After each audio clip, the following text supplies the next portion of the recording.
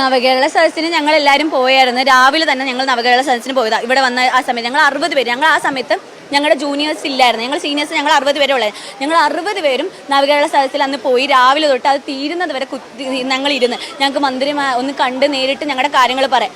ഞങ്ങളെ ഒന്ന് കാണേ ആവട്ടെ, മന്ത്രി അപ്പോഴേ ഇറങ്ങിപ്പോയി. ഞങ്ങൾക്ക് മന്ത്രിയെ കാണാൻ പോലും പറ്റിയില്ല. ആ നവകേരള ഞങ്ങൾ ശരിക്കും കോന്നി മെഡിക്കൽ കോളേജിൽ വരേണ്ട പിള്ളേരാണ്. ഞങ്ങൾ എങ്ങനെ ഈ കെട്ടിടത്തിലായെന്ന് ഞങ്ങൾക്ക് അറിഞ്ഞുകൂടാ. ബാക്കിയുള്ള എല്ലാ 14 കോളേജിൽ 13 നേഴ്സിംഗ് കോളേജ് ഇരിക്കുന്നത് അതാത് മെഡിക്കൽ കോളേജിൻ്റെ അണ്ടറിലാണ്. ഞങ്ങൾ മാത്രമാണ് ഇങ്ങനെ ഒറ്റപ്പെട്ടു പോയത്. ഇപ്പോൾ പുറത്തോട്ട് ഇറങ്ങിയാൽ നിങ്ങൾ എവിടെ പഠിക്കുന്നതെന്ന് ചോദിച്ചാൽ ഞങ്ങളിവിടെ പത്തനംതിട്ടയിലാണെന്ന് പറയുമ്പോൾ അവർ അതെന്ത് നിങ്ങളെന്ത് ഗവൺമെൻറ് പിള്ളേരല്ലേ, നിങ്ങൾ കോന്നി മെഡിക്കൽ കോളേജിലല്ലേ വരണ്ടേ?